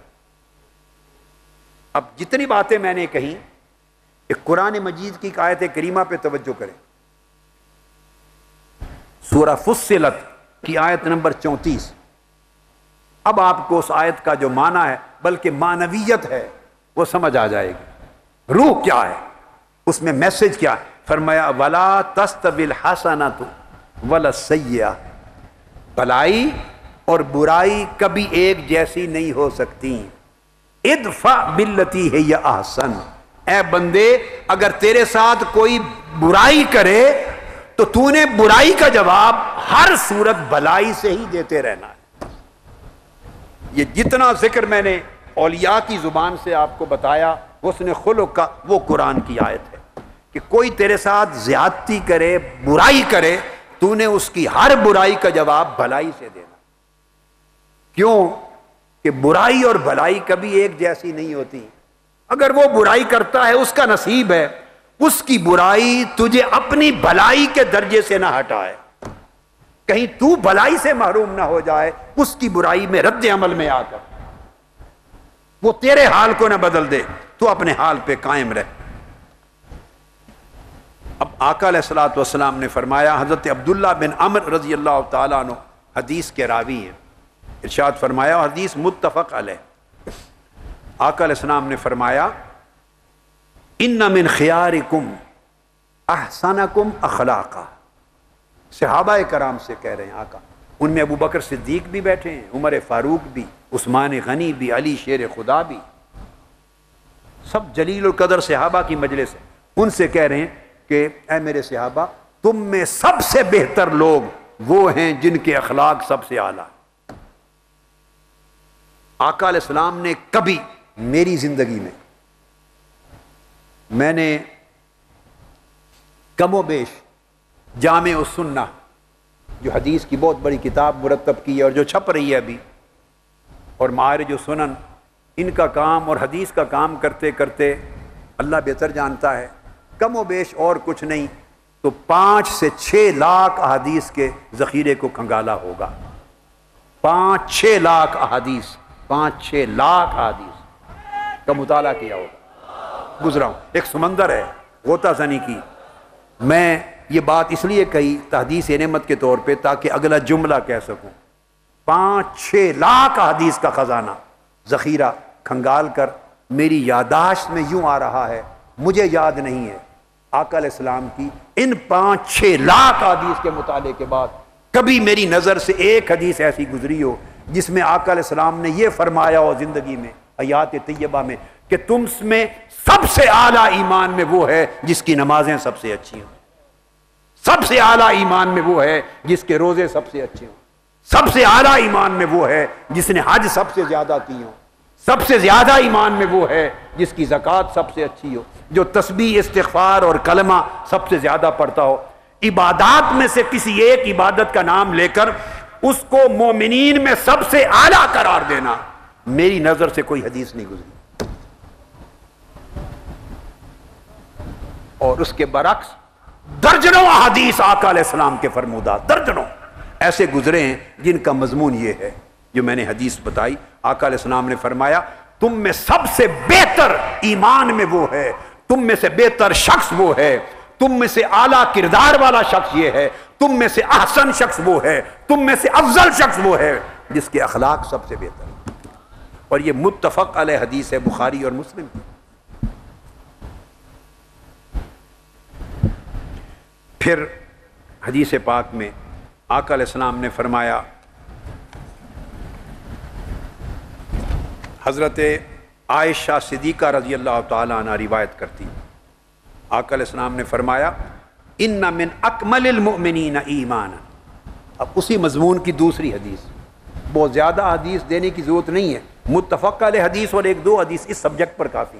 آقا علیہ السلام نے فرمایا، ان من اکمل المؤمنین ایمانا احسنہم خلقا والطفہم باہلہ۔ فرمایا لوگو، تم میں سے سب سے زیادہ کامل اور مکمل ایمان اس شخص کا ہے جس کے اخلاق سب سے بہتر اور حسین ہے، اور جو سب سے زیادہ نرم اور لطیف ہے اپنے بیوی بچوں کے ساتھ۔ اور ایک دن آقا نے فرمایا، خیرکم خیرکم لأہلہ وانا خیرکم لأہلی۔ تم میں سب سے بہتر شخص وہ ہے جو بیوی بچوں کے ساتھ جس کا برتاؤ بڑا رحیمانہ، بڑا کریمانہ، بڑا لطیفانہ ہے، بڑا پیارا ہے۔ اور پھر فرمایا، میرا برتاؤ اپنے بیوی بچوں کے ساتھ سب سے اعلیٰ۔ اس سے بہتر برتاؤ کیا ہو کہ مدینہ پاک کی گلیوں میں امت ہے، صحابہ کرام امتی ہیں، امتیوں کے سامنے حسن حسین کو کندھوں پر اٹھا کر گلیوں میں نکل جائے۔ اس سے زیادہ شفقت کیا ہوگی میرے آقا کی؟ یہ کام ہم نہیں کرتے،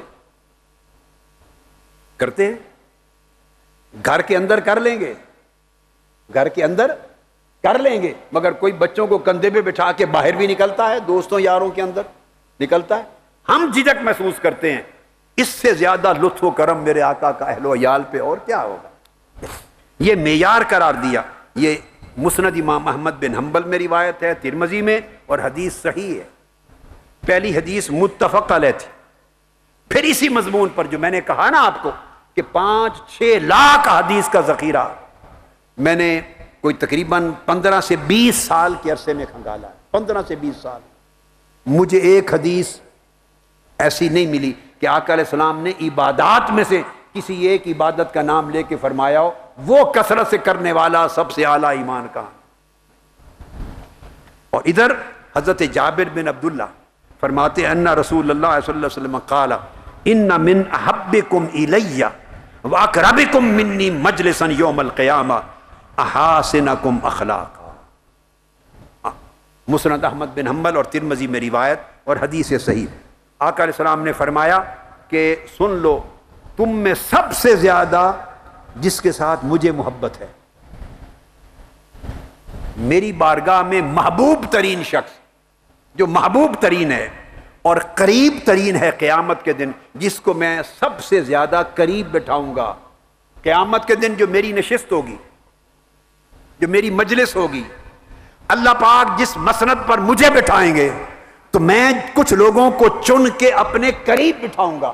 فرمایا جس کو سب سے زیادہ قریب بٹھاؤں گا احاسنکم اخلاقا، یہ وہ لوگ ہوں گے جن کے اخلاق سب سے اچھے. یہ نہیں فرمایا جن کی نمازیں سب سے زیادہ ہیں، جن کے روزے سب سے زیادہ ہیں، جن کی تسبیحات سب سے زیادہ ہیں، نہ، فرمایا جن کے اخلاق سب سے اعلیٰ ہوں، ان کو بلا کے اپنے قریب ترین بٹھاؤں گا. اور حضرت ابو الدرداء رضی اللہ تعالیٰ عنہ روایت کرتے ہیں، یہ حدیث بھی امام احمد بن حنبل نے مسند میں اور ابو داؤد اور ترمذی نے اپنی سنن میں روایت کی. آقا علیہ السلام نے فرمایا لیس شیء اثقل فی المیزان من خلق حسن. فرمایا قیامت کے دن جب میزان لگے گا، ترازو اور اعمال تولے جائیں گے، ہر عمل رکھا جائے گا، وزن کیا جائے گا نیکیوں کا بھی اور گناہوں کا بھی، اعمال صالحہ کا بھی اور اعمال سیئہ کا، گناہوں کا وزن کیا جائے گا. فرمایا کوئی نیک عمل اتنا بھاری نہیں ہوگا جو ترازو کو یکلخت نیچے کر دے اور نیکیوں کے پلڑے کو ہلکا بنا دے. کوئی نیک عمل اتنا وزنی نہیں ہوگا، فرمایا جتنا خوبصورت اخلاق، جتنے اخلاق کے حسنہ کا وزن ہوگا، یہ حدیث حسن صحیح ہے، اتنا کسی بھی نیک عمل کا وزن نہیں ہوگا. آقا علیہ السلام سے حضرت ابو ہریرہ رضی اللہ تعالیٰ عنہ روایت کرتے ہیں، قال سئل رسول اللہ صلی اللہ علیہ وآلہ وسلم، مجلس میں بیٹھے ہیں، آقا علیہ السلام سے ایک شخص نے سوال کیا، ایک صحابی نے سوال کیا، ان اکثر ما يدخل الناس الجنہ. فرمایا یا رسول اللہ ہمیں کوئی ایسی چیز بتا دیں آج جو سب سے زیادہ کثرت کے ساتھ جنت میں لے جائے، کوئی نسخہ بتا دیں جنت میں لے جائے، جو ہمیں جنت میں لے جائے، ایسا نسخہ بتا دیں. آقا علیہ السلام نے فرمایا تقوی اللہ و حسن الخلق، پرہیزگاری اور حسن خلق، حسن اخلاق. پرہیزگاری، اللہ کا تقوی اور حسن اخلاق، یہ دو چیزیں ہر عمل سے بڑھ کر بندوں کو جنت میں لے جانے کا باعث بنے گی. یہ حدیث بھی صحیح ہے. پھر آقا علیہ الصلوۃ والسلام سے روایت کیا ام المومنین حضرت عائشہ صدیقہ رضی اللہ تعالی عنہا نے، اور اس حدیث کو جو اب روایت کر رہا ہوں امام احمد بن حنبل نے مسند میں، اور امام ابو داؤد نے، امام حاکم نے، ابن حبان نے، سب نے روایت کیا، اور یہ حدیث بھی صحیح ہے. آپ فرماتی ہیں کہ آقا علیہ السلام نے فرمایا ان الرجل لیدرک بحسن خلقہ درجۃ الصائم القائم. آپ نے فرمایا آقا علیہ السلام نے کہ ایک شخص اپنے حسن اخلاق کی وجہ سے، حسن اخلاق کی وجہ سے وہ درجہ پا لیتا ہے. کون سا درجہ؟ جو ساری زندگی پوری رات قیام کرنے والے کو اور پوری زندگی ہر روز روزہ رکھنے والے کو ملتا ہے. جو قائم اللیل اور صائم الدہر ہے، عمر بھر روزہ رکھنے والا، عمر بھر رات کھڑے ہو کر اللہ کے حضور قیام کرنے والا، ان کا درجہ میری امت کا مومن حسن اخلاق، اخلاق حسنہ کے ذریعے پا لیتا. اور یہی حدیث آقا علیہ الصلوۃ والسلام نے ارشاد فرمایا ایک اور مقام پر دوسری روایت جو سنن ابی داؤد میں الفاظ آئے ہیں وہ الفاظ یہ ہیں کہ آقا علیہ السلام نے فرمایا ان المؤمن لیدرک بحسن الخلق درجات قائم اللیل وصائم النہار. ان الفاظ کے ساتھ حدیث آئی. آقا علیہ السلام نے فرمایا کہ میری امت کا مومن اپنے حسن اخلاق کے ذریعے، اخلاق حسنہ، اخلاق کیا ہے؟ لوگوں کے ساتھ برتاؤ ہے، مسکراتا چہرہ، بس میٹھی زبان، دل کو سخی کرنا، غریب کی مدد کرنا، کسی کی بات پہ چڑنا نہیں، کسی کی بات پہ دل کو تنگ نہیں کرنا، انتقام نہیں لینا ذاتی معاملے پر، ہر ایک کے لیے نفس کو سخی رکھنا، چہرے کو کھلا نرم مسکراتا ہوا رکھنا، ہر ایک کا خیر خواہ ہونا، غیبت نہ کرنا، چغلی نہ کرنا، شکایت نہ کرنا، کسی کو برا نہ جاننا، حقیر نہ جاننا، تواضع کرنا، انکساری کرنا، ہر ایک کو اچھا جاننا، وہ سامنے ہو یا نہ ہو اس کی بھلائی کی دعائیں کرتے رہنا. یہ جو حسن اخلاق ہے، آقا علیہ السلام نے فرمایا جو شخص اخلاق حسنہ اپنا لے اسے اللہ پاک قائم اللیل اور صائم النہار کا درجہ عطا کر دیتا. یہ سنن ابی داؤد کی حدیث صحیح ہے. اور یہ حضرت عائشہ صدیقہ رضی اللہ تعالیٰ عنہ نے فرمایا. اور جو میں نے الفاظ بیان کیے اس کے علاوہ حضرت انس بن مالک رضی اللہ تعالیٰ عنہ نے آقا علیہ السلام کے اسی فرمان کو اور الفاظ کے ساتھ روایت کیا. انہوں نے الگ مجلس میں آقا علیہ السلام سے سنا. اس حدیث کو امام طبرانی نے روایت کیا. انس بن مالک فرماتے ہیں کہ بندہ اپنے حسن خلق کے ساتھ آخرت کے عظیم درجات کو پا لیتا ہے اور بلند ترین منازل کو پا لیتا ہے، حالانکہ دیگر نفلی عبادات کا بہت زیادہ ذخیرہ اس پر نہیں ہوتا. نفلی عبادات کا زیادہ ذخیرہ نہیں ہوتا. وہ کم ہونے کے باوجود اللہ پاک بڑے بڑے اعلیٰ رتبے اور منازل اچھے اخلاق رکھنے والوں کو عطا کر دے گا. پھر حضرت عبداللہ ابن عمر رضی اللہ تعالیٰ عنہ، ان سے مروی ہے، یہ بھی مسند امام احمد بن حنبل میں حدیث آئی، فرماتے ہیں سمعت رسول اللہ صلی اللہ علیہ وآلہ وسلم یقول ان المسلم لیدرک درجۃ الصوام القوام بآیات اللہ بحسن خلقہ وکرم طبیعتہ. آقا علیہ السلام نے فرمایا کہ میری امت کا مسلمان قوام اور صوام کا درجہ پا لیتا ہے. قوام کہتے ہیں وہ شخص جس کا رات کا قیام، نماز تہجد اور رات کا قیام عمر بھر کبھی چھوٹے ہی نہ، اور صوام وہ شخص جس کا زندگی بھر کبھی روزہ نہ چھوٹے. صرف قائم اللیل اور صائم النہار ایک جگہ فرمایا، اب یہاں مبالغے کا صیغہ فرمایا قوام اور صوام، عمر بھر اہتمام سے قیام لیل کرنے والے اور عمر بھر اہتمام سے زندگی بھر روزے کے ساتھ رہنے والے. فرمایا یہ درجہ اللہ پاک میری امت کو اس شخص کو عطا کرتا ہے جس کے اخلاق حسین ہو جائیں اور طبیعت میں سخاوت آ جائے، کرم طبیعت سے اور حسن خلق سے. صرف طبیعت کھل جائے، اللہ کی مخلوق کے لیے طبیعت نرم ہو جائے، دل نرم ہو جائے، مزاج وسیع ہو جائے، چہرہ مسکرانے لگے، کبھی تنگی نہ آئے.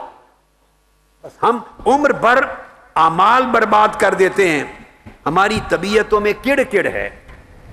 ایک بڑا سادہ لفظ ہے، آپ کو بڑا آسانی سے اس کا معنی سمجھ آ جائے گا. ہماری طبیعتیں کڑ کڑ سے باہر نہیں جاتی. چھوٹی چھوٹی چیز کسی نے کہہ دی، کر دی، ساری زندگی اس چیونٹی کی ٹانگ میں رسا باندھ کے کھینچتے رہتے ہیں، مرتے دم تک چھوڑتے نہیں، اس کی ایک برائی کو بھولتے نہیں. اور حسن اخلاق یہ ہے کہ اس کی برائی نظر ہی نہ آئے، دوسرے کی برائی نظر نہ آئے، نابینا بن جائیں، دوسرے کا برا جملہ سنائی نہ دے، بہرا بن جائیں. اور طبیعت میں فرحت ہو، طبیعت میں حشاشی بشاشی ہو، طبیعت میں فراخی ہو، طبیعت میں وسعت ہو، مزاج میں وسعت ہو. ہر ایک کو آپ اکوموڈیٹ کریں، مسکرا کے ملیں، پیار سے ملیں، حال پوچھیں. دل میں اس کی خیر خواہی ہو، دوسرے کی تکلیف پہ تڑپ اٹھے، ہر وقت اس کی ہدایت کا فکر رہے، اس کی خیر خواہی کا فکر رہے، اس کی اچھائی کا فکر رہے۔ جب آپ کی طبیعت ڈھل جاتی ہے اس مزاج میں، یہ کرم طبیعت ہے، یہ حسن خلق ہے۔ آقا نے فرمایا رات کے قیام کے بغیر وہ قائم اللیل قرار دیا جاتا ہے، اور صیام نہار کے بغیر عمر بھر کا روزے دار قرار پاتا ہے، اور جنت کی اعلیٰ منزلوں پر اور آقا علیہ السلام کی قربت میں قیامت کے دن بٹھایا جائے گا۔ میں حدیث جو بیان کی، اب اسی طرح حضرت ابو ہریرہ رضی اللہ تعالیٰ عنہ روایت کرتے ہیں، آپ نے فرمایا کہ آقا علیہ السلام فرماتے ہیں انما بعثت لاتمم صالح الاخلاق، میں اچھے اخلاق کو مکمل کرنے کے لیے مبعوث ہوا ہوں۔ اور دوسری روایت میں، یہ امام احمد بن حنبل نے مسند میں اور حاکم نے، اور دوسری روایت میں آقا علیہ السلام نے فرمایا، امام مالک نے روایت کی اور بہقی نے، انما بعثت لاتمم مکارم الاخلاق، میں مکارم اخلاق، اخلاقی اقدار کو کمال تک پہنچانے کے لیے مبعوث ہوا ہوں۔ لوگوں اس لیے آیا ہوں کہ میں تمہارے اخلاق سنوار دوں، اس لیے آیا ہوں کہ تمہارے برتاؤ سنوار دوں۔ آقا علیہ السلام نے دوہرا کام کیا، ایک طرف بندے کا برتاؤ مولا کے ساتھ سنوار دیا، ایک طرف بندے کا برتاؤ اس رب کی مخلوق کے ساتھ سنوار دیا، یہ سمجھا دیا کہ رب سے ادب کیسے کرنا ہے اور رب کی مخلوق سے برتاؤ میں ادب کیسے کرنا ہے، رب کا حق کیسے ادا کرنا ہے اور رب کے مخلوق کا حق کیسے ادا کرنا ہے۔ ادھر سے رب بولا، رب نے کہا بندو میری بات بھی سن لو، حج بھی کرنے پہ جاؤ، عمر بھر جو میرے گناہ کیے ہوں گے، میری عبادت چھوٹی ہوگی، میرے حق چھوڑے ہوں گے، جب عرفات سے پلٹو گے سارے معاف کر دوں گا، مگر میرے بندوں کی حق طلبی کی ہوگی، حج کر کے آؤ گے تب بھی معاف نہیں کروں گا جب تک بندے معاف نہیں کریں گے۔ یہ ہے حقوق العباد کا عالم، یہ درجہ ہے حسن اخلاق کا۔ حقوق اللہ کی کوتاہی، رب فرماتا ہے میرا معاملہ ہے، جب اتنی مشقت کر کے کوئی میرا بندہ پلٹتا ہے تو عرفات سے پلٹتے میں معاف کر دیتا ہوں، چلو پچھلا معاف کر دیا، آئندہ خیال رکھنا۔ لیکن حقوق العباد میں اگر بندوں کے ساتھ زیادتی ہو، خواہ ادھر سے خواہ ادھر سے، وہ اللہ پاک بھی معاف نہیں کرتا، وہ کعبۃ اللہ کا صحن بھی معافی نہیں دلاتا، اور عرفات کا جبل نور بھی معافی نہیں دلاتا جب تک بندہ معاف نہ کرے۔ آپ اندازہ کر لیں کتنا بھاری ہے حسن اخلاق کا معاملہ، کتنا عظیم ہے۔ آقا علیہ السلام نے فرمایا پھر حدیث پاک میں، حضرت اسامہ بن شریک روایت کرتے ہیں، صحابہ کرام نے پوچھا یا رسول اللہ ما خیر ما اعطی العبد، ایسی چیز بتائیں اللہ کی سب سے بڑی عطا اپنے بندے کے لیے کیا ہے، سب سے اعلیٰ سب سے عظیم عطا جو اللہ اپنے بندوں کو کرتا ہے، نوازشات کرتا ہے، عطائیں کرتا ہے، ان نوازشات میں سب سے بڑی نوازش اللہ کی کیا ہے؟ آقا نے فرمایا خلق الحسن۔ اگر اللہ کسی کو اخلاق حسنہ دے دے تو سمجھو اللہ نے سب سے بڑی عطا کر دی اس بندے پر۔ حضرت ابو امامہ رضی اللہ تعالیٰ عنہ روایت کرتے ہیں اگلی حدیث، فرمایا آقا علیہ السلام نے خطاب کیا امت کو، صحابہ کر فرمایا انا زعیم ببیت فی ربد الجنہ لمن ترک المیراء وان کان محقا، فرمایا میں اس شخص کو جنت کے ابتدائی حصے میں ایک گھر کی ضمانت دیتا ہوں، ایک گھر کی الاٹمنٹ کرتا ہوں، ایک گھر کی الاٹمنٹ کرتا ہوں جنت میں، جنت کے ابتدائی حصے میں، چھوٹے نچلے حصے میں، اس شخص کو جو حق پر بھی ہو مگر جھگڑا چھوڑ دے، جو ہو تو حق پر مگر جھگڑا چھوڑ دے، اسے میں ایک گھر الاٹ کرتا ہوں جنت کی نچلی منزل پر ابتدائی حصے میں۔ پھر میرے آقا نے فرمایا وَبِبَيْتٍ فِي وَسَطِ الْجَنَّةِ لِمَنْ تَرَكَ الْكَذِبَ وَإِنْ كَانَ مَازِحًا، پھر فرمایا اب اس شخص کو جنت کے درمیانی منزل پر، درمیان میں وسط جنت میں ایک گھر الاٹ کرتا ہوں، ضمانت دیتا ہوں، جو زندگی میں جھوٹ بولنا چھوڑ دے، خواہ مذاق ہی کر رہا ہو، مزاحن بھی جھوٹ نہ بولے، اس کی زبان اتنی سچائی والی ہو جائے، اس کو جنت کے وسط میں ایک گھر الاٹ کرتا ہوں، ضمانت دیتا ہوں۔ پھر میرے آقا نے فرمایا وَبِبَيْتٍ فِي أَعْلَى الْجَنَّةِ لِمَنْ حَسَّنَ خُلُقَهُ، اور فرمایا اس شخص کو جنت کی سب سے آخری اور اونچی اور اعلیٰ منزل پر، جہاں اعلیٰ منزل وہ ہے جہاں انبیاء اور اولیاء ہوں گے، سب سے اعلیٰ منزل پر اس شخص کو گھر الاٹ کرتا ہوں جو اپنے اخلاق خوبصورت بنا لے، اخلاق حسنہ اپنا لے، اس کو جنت کی سب سے اعلیٰ منزل پر آقا علیہ السلام نے فرمایا گھر الاٹ کرتا ہوں۔ اب آپ دیکھ لیجئے، یہ حدیث جو آپ کو بتائی یہ امام ابو داؤد نے روایت کی، امام طبرانی نے، امام بہقی نے، تمام ائمہ نے جس کو روایت کی۔ اور حضرت ابو ہریرہ رضی اللہ تعالیٰ عنہ روایت کرتے ہیں کہ ان رسول اللہ صلی اللہ علیہ وسلم قال، آقا علیہ السلام نے فرمایا کہ اللہ پاک نے حضرت ابراہیم علیہ السلام کی طرف وحی بھیجی، حضرت ابراہیم کی طرف، فرمایا یا خلیلی، اے میرے دوست، حسن خلقک، اپنے اخلاق اچھے کر لے، ولو مع الکفار، خواہ برتاؤ کافروں کے ساتھ ہی کیوں نہ ہو، اگر کافروں کے ساتھ بھی برتاؤ تب بھی اخلاق حسنہ سے کر، تدخل مدخل الابرار، جنت میں جو مساکن ابرار ہیں وہاں داخل ہو جائے گا صرف حسن خلق کے ساتھ۔ اور فرمایا میں نے یہ وعدہ کر دیا ہے، تقدیر میں لکھ دیا ہے، جو شخص اپنے اخلاق اچھے کر لے، ان اذلہ تحت عرشی، اپنے عرش کے نیچے اس کو سایہ دوں گا، واسقیہ من حظیرت قدسی، اور اپنی جنت کے خاص چشموں سے اسے پانی بھر بھر کے پلاؤں گا، سیراب کروں گا، وان ادنیہ من جواری، اور اچھے اخلاق رکھنے والے کو بلا کر اللہ نے فرمایا اپنے پڑوس میں رہائش دوں گا، اللہ نے اپنی قربت میں رہائش دوں گا، جنت کے چشموں سے میں بھر بھر کے اسے سیراب کروں گا، اپنی قربت میں اس کو جگہ عطا کروں گا، اور قیامت کے دن اپنے عرش کا سایہ عطا کروں گا۔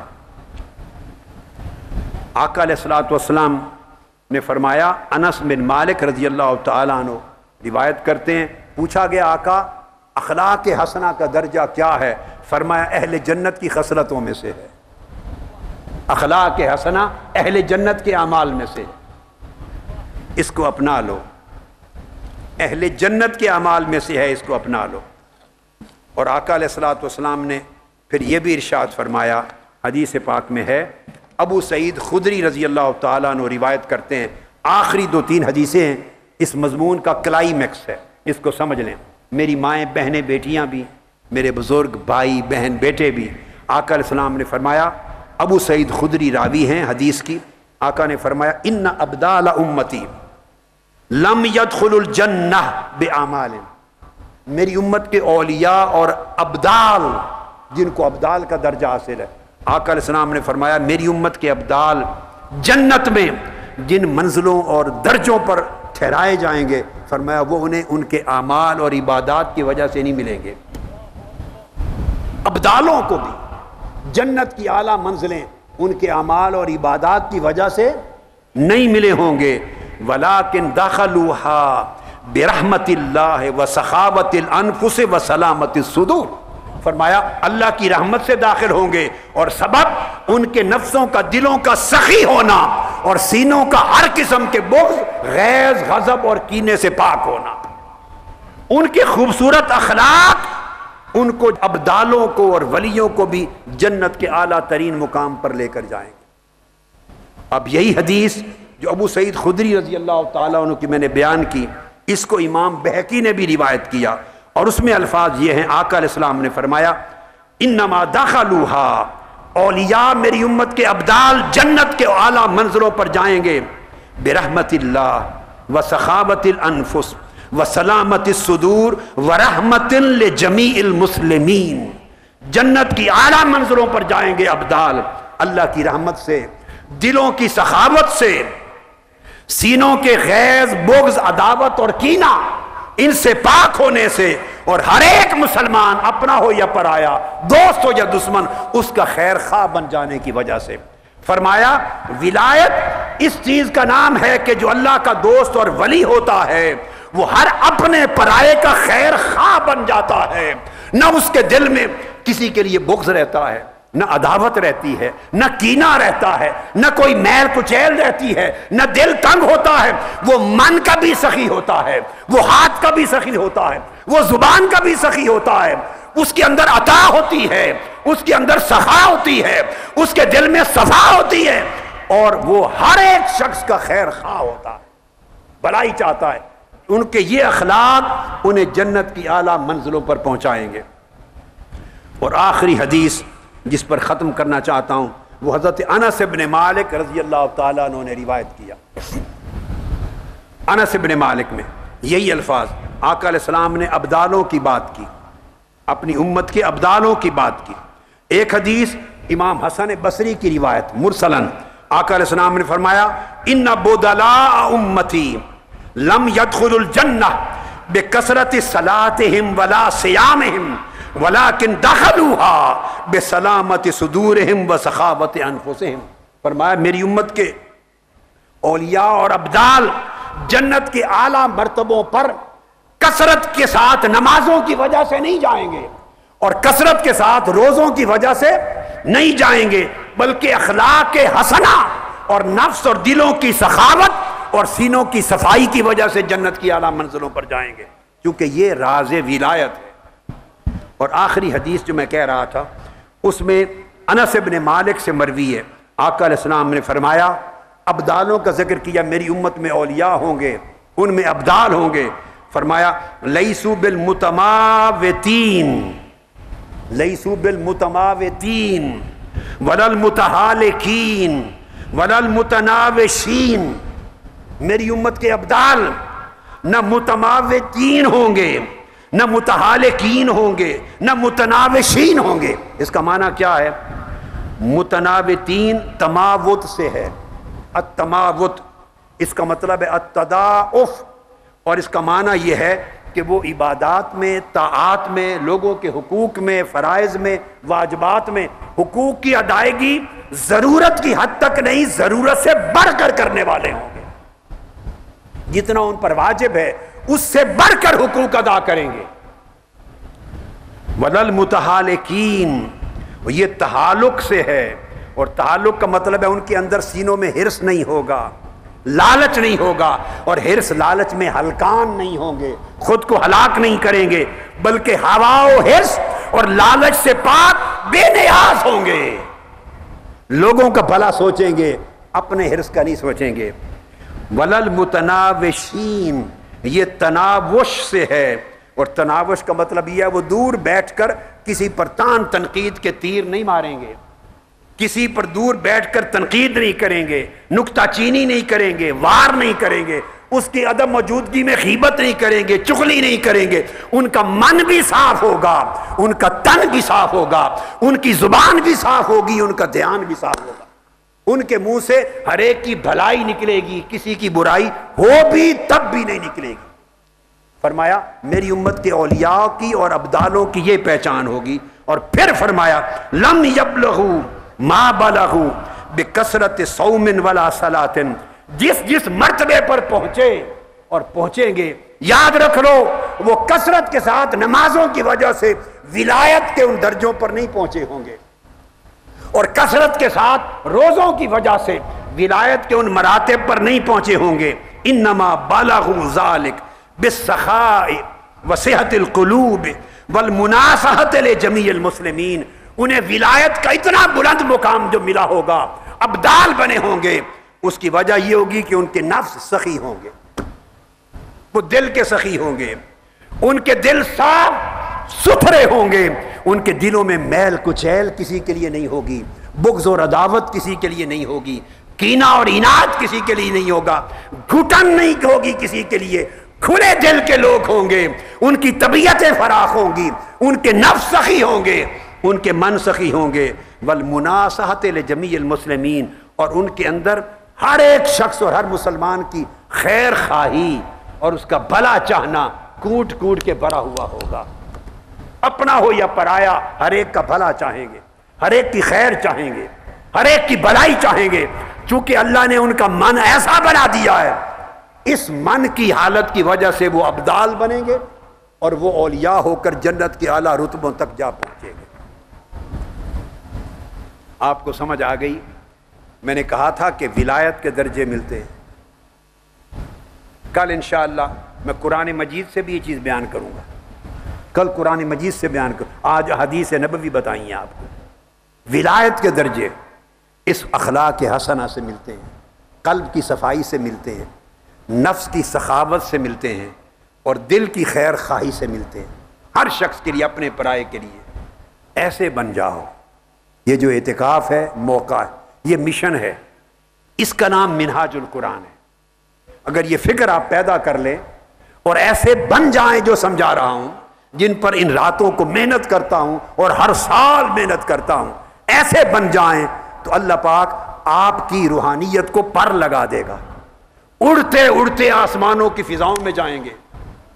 اللہ پاک وہ درجے دے گا آپ کو جو درجے اس نے اپنے اولیاء کے لیے مقرر کر رکھے ہیں.